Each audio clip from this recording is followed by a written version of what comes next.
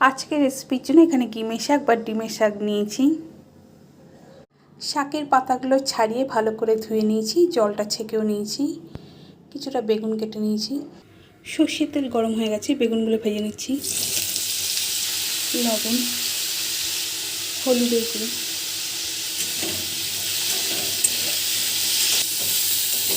ভাজা হয়ে গেছে, তুলে নিচ্ছি।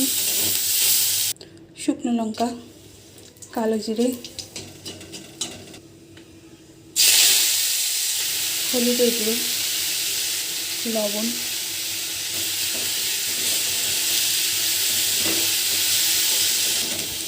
শাকের জলটা শুকিয়ে গেছে। বেগুন ভাজা, সামান্য চিনি, হাই ফ্লেমে একটু ভেজে নেব।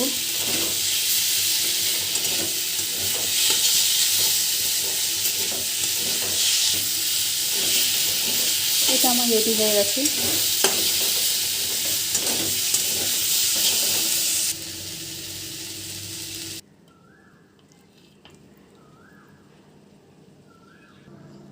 এই শাকটা একটু তেতো হয়, বেগুন দিয়ে রান্না করে দেখবেন, গরম ভাত দিয়ে কিন্তু ভীষণ ভালো লাগে খেতে।